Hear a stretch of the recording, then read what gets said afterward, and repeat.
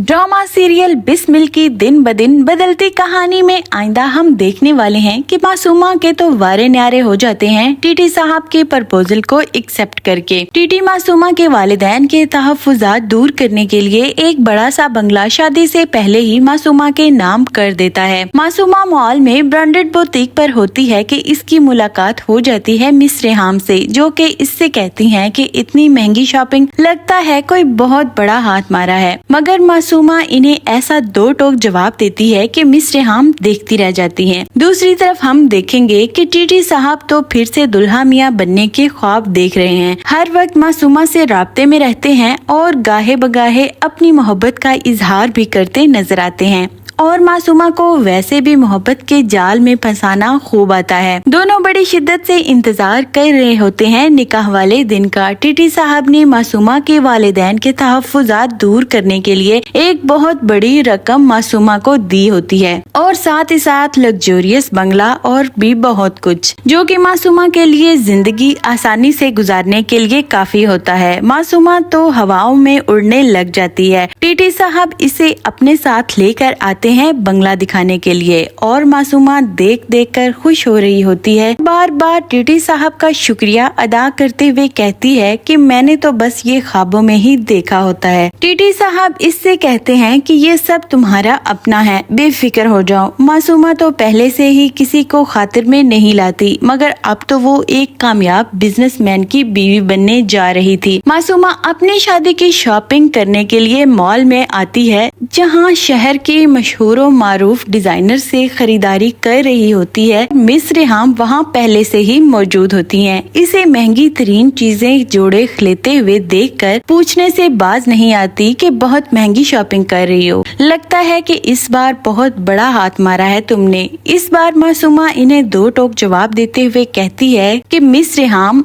आज तो आपने मेरी रेपुटेशन खराब करने की कोशिश की है, मगर आइंदा ऐसा करने का सोचना भी मत। रेहाम गुस्से से इसे देखते हुए कि कहती है कि तुम भूल गई हो कि तुम किससे बात कर रही हो। मासूमा इनसे इनकी जुबान में जवाब देते हुए कहती है कि अब इस चीज की आदत डाल लें, क्योंकि मैं आपको कहीं ना कहीं नजर आती ही रहूंगी, क्योंकि अब आपकी और मेरी पोजीशन एक ही जैसी है। मासूमा के इस जवाब पर मिस रेहाम खामोश होकर रह जाती हैं। आपका इस बारे में क्या ख्याल है? क्या मिस रेहाम मासूमा के साथ ठीक करती हैं? अपनी राय का इजहार भी कमेंट बॉक्स में जरूर कीजिएगा।